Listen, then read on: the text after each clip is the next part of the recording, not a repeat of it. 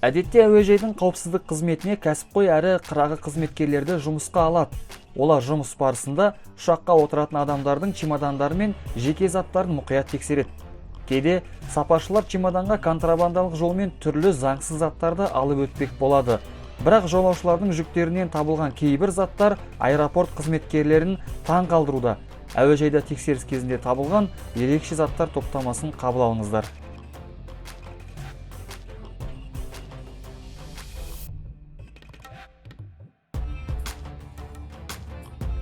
2011 жылы Майами әуежайында киімінде 7 бірдей тірі жылан жасырылған жолаушы ұсталды. Тіпті ол қалтасына бірнеше тасбақаларды тығып өтпек болған. ақш-тың табиғатты қорғау ұйымы жануарларды тәркілеп, ұсталған азаматқа айыппұл салды.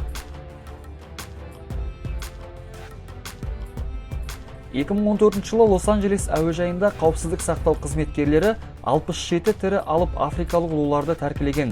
Нигериялық ұлулар зиянкес жәндіктер. Олар 500-ге жуық өсімдіктермен қоректенеді. Ұлулар кейбір елдерде деликатес болып саналады. Жолаушы оларды сату ниетімен алып өтпек болған көрінеді.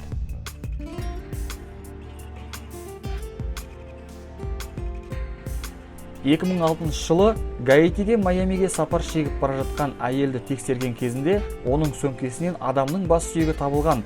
Бұл затты қайдан алдыңыз және не қыласыз деген сұраққа әйел оны Гаитиден кәдесый ретінде сатып алғанын айтқан.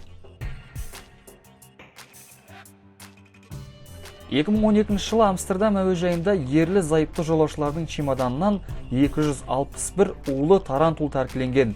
Бөлек пакеттерге салынған тірі өрмекшілерді көрген әуежай қызметкерлері қандай жағдайда болды екен?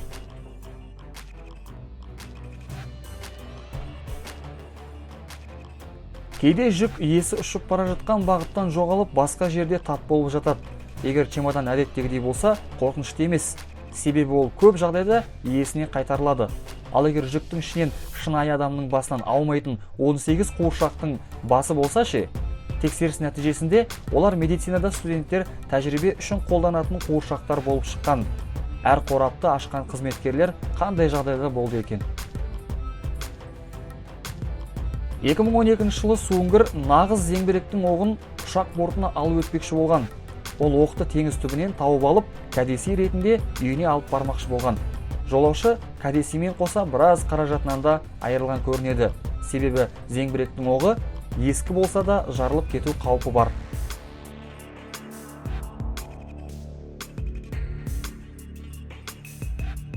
жылы Нью-Йорк әуежайының қауіпсіздік қызметкерлері жолаушы әйелдің сөмкесінен чихуахуа тұқымды итті көргенде қатты таңырқаған.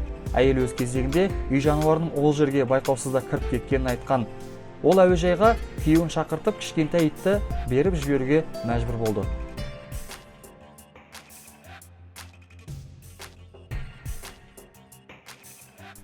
жылы Бангкок әуежайында сапар шегуші әйелдің чемоданынан дәрімен ұйықтатылған 2 айлық жолбарыстың күшігі табылған. Қуанышқа орай жолбарыс бостандыққа қайтарылды. Ал оны ұшақпен алып өтпек болған әйел сотқа шақырылған көрінеді.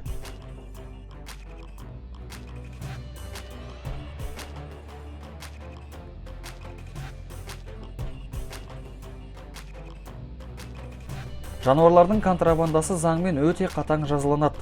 Бірақ Таиланд әуежайында ұсталған жолаушыны жаза тоқтатпаған сынды.